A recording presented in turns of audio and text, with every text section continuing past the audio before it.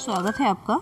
जैसे आपको पता है कि हम घटनाचक्र पॉलिटी की पॉइंटर सीरीज डिस्कस कर रहे हैं, जिसमें आज का हमारा टॉपिक है संसदीय अधिनियम। ठीक है, तो चलिए स्टार्ट करते हैं।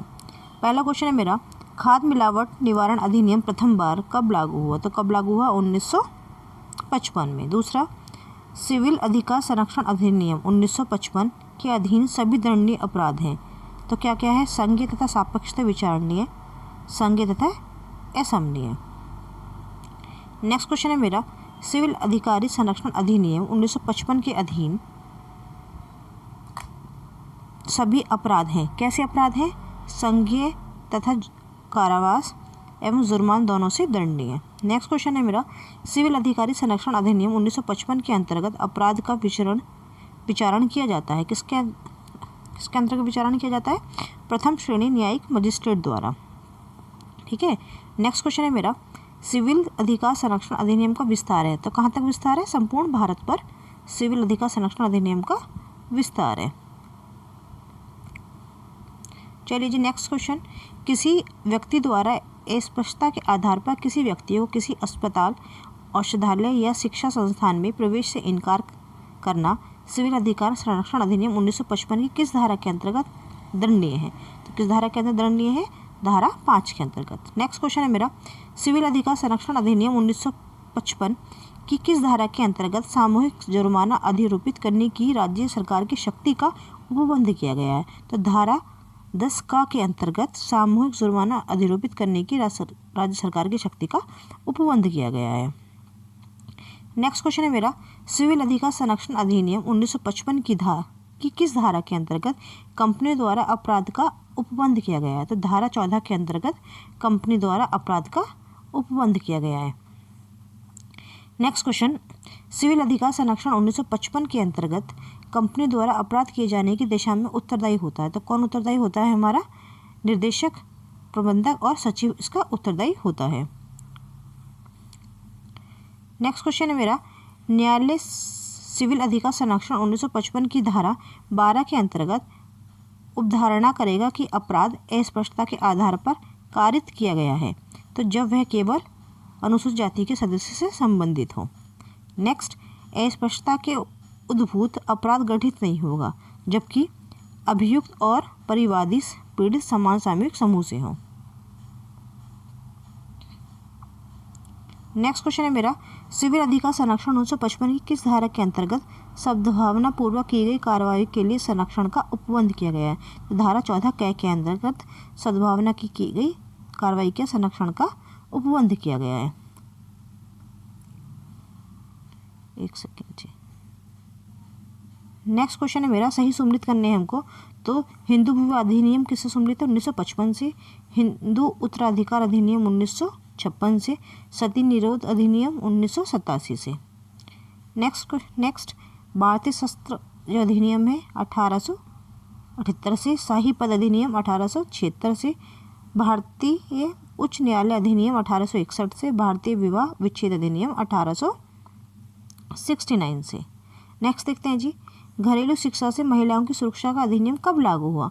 तो 26 अक्टूबर 2006 को घरेलू हिंसा से महिलाओं की सुरक्षा का अधिनियम जो है हमारा लागू हुआ। नेक्स्ट, सामाजिक अधिनियम है। तो कौन कौन सामाजिक अधिनियम देख लेते हैं जरा। एंटी टॉरी एक्ट भी सामाजिक अधिनियम है, प्रोटेक्शन है, सिविल राइट्स भी है और prevention of immoral trafficking act भी हमारे क्या है? सब सामाजिक अधिनियम है। नेक्स्ट है, भारतीय विधान के प्रावधानों के अंतर्गत उपभोक्ताओं के अधिकारों, विशेष अधिकारों के संदर्भ में सही कथन बताना है। तो देख लेते हैं क्या सही कथन है। उपभोक्ताओं को खाद्य की जांच करने के लिए नमूना लेने का अधिकार है। बिल्कुल है जी। उपभोक्ताओं की मृत्यु हो जाने पर उसका वैधानिक उत्तराधिकारी उसकी ओर से उपभोक्ता मंच में शिकायत दर्ज कर सकता है।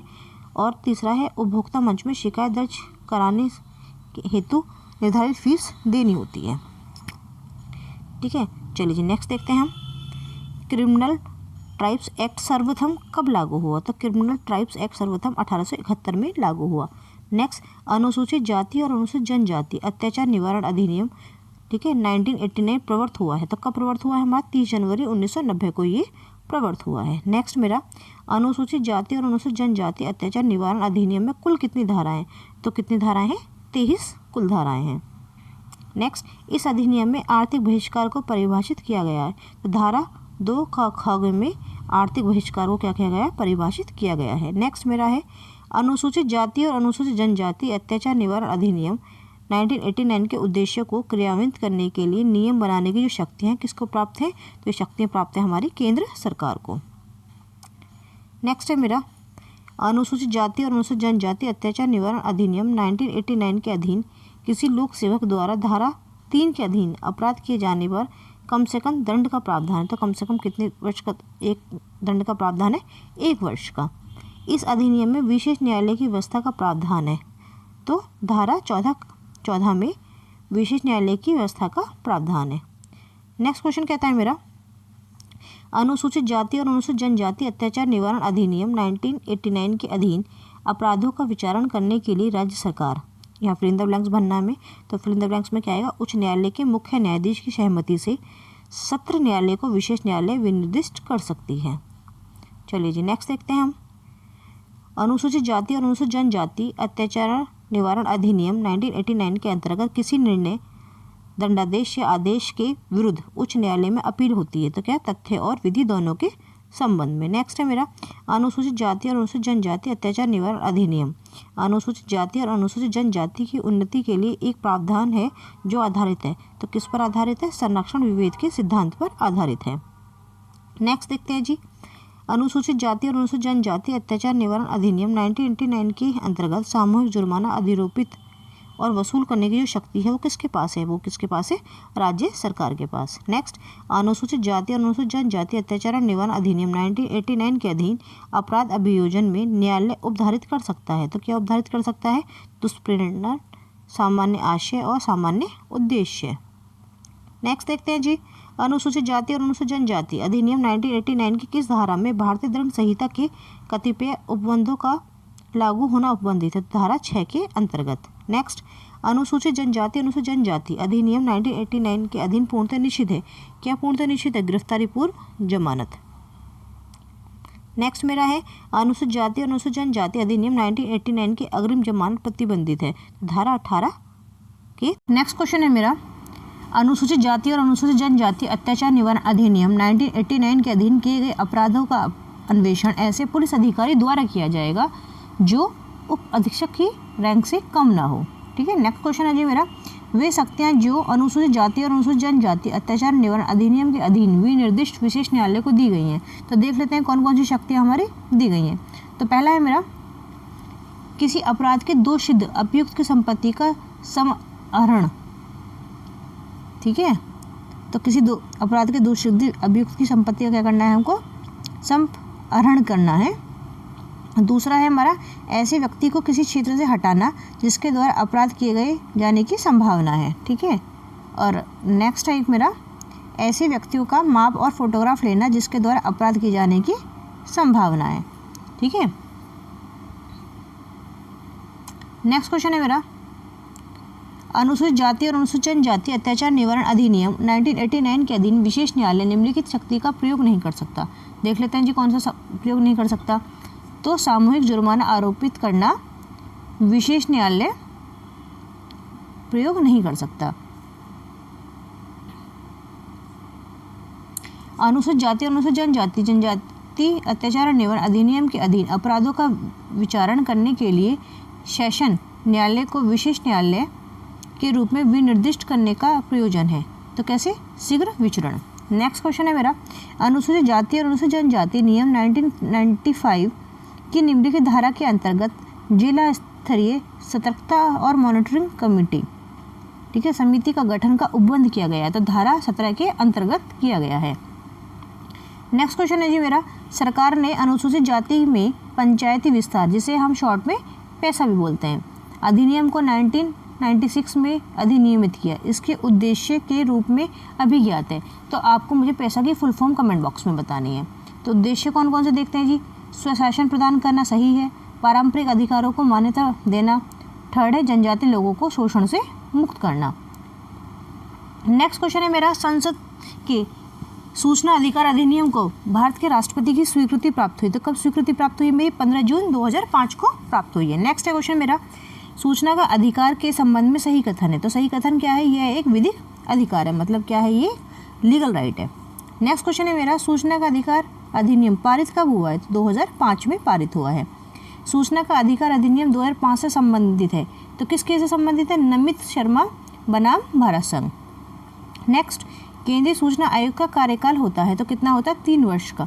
ठीक है, करंट अफेयर में जैसे जैसे आता रहे, क्योंकि बहुत सारी चीज़ें चेंज होती रहती हैं, गवर्नमेंट चेंज करती है, कार्यकाल तक भी चेंज कर देती है। ठीक है, तो इसको ना करंट अफेयर में देखते रहिएगा। नेक्स्ट क्वेश्चन है मेरा, मजदूर किसान शक्ति संगठन MKSS नामक आंदोलन संबंधित है। तो किससे संबंधित है? RTI अधिनियम से। ठीक है, तो RTI अधिनियम से कौन सा आंदोलन संबंधित है?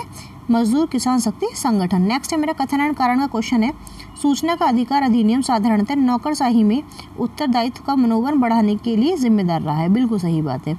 और कथन कह रहा है इसका, मतलब ये कारण होगा। ठीक है, कथन गलत लिखा है यहाँ पे, कारण है इसका, इसे वांछित प्रभाव उत्पन्न करने के लिए अभी मीलों तक की यात्रा करनी है। ठीक है, तो दोनों मेरे सही हैं, बट RA की सही व्याख्या नहीं करता है। नेक्स्ट क्वेश्चन है मेरा, सूचना का अधिकार अधिनियम का उद्देश्य है। तो देख लेते हैं क्या उद्देश्य है जी। सार्वजनिक अधिकारियों से सूचना प्राप्त करने की पहुंच सूचना के अधिकार अधिनियम का उद्देश्य है। नेक्स्ट है मेरा, वह शब्दावली जो सूचना का अधिकार अधिनियम 2005 की उद्देशिका में सम्मिलित है। तो क्या उद्देशिका में क्या सम्मिलित है? सूचना की पारदर्शिता, सूचना का प्रकटन, संसूचित नागरिकता और लोकतांत्रिक आदर्श की संप्रभुता। नेक्स्ट है मेरा, वह उच्च न्यायालय जिसने अपने महत्वपूर्ण फैसले में कहा है कि RTI आवेदक को सूचना के अधिकार के अंतर्गत सूचना मांगने का कारण अवश्य बताना चाहिए।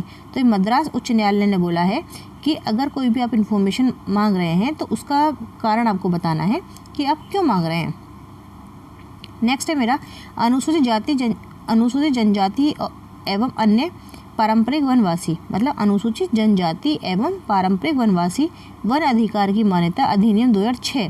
तो आपको ये भी याद रखना है कब आया है? 2006 के अधीन व्यक्तिगत एवं सामूहिक वन अधिकार अथवा दोनों की प्रकृति एवं विस्तार की निर्धारण की प्रक्रिया को प्रारंभ करने के लिए प्राधिकारी होगा। तो कौन प्राधिकारी होगा?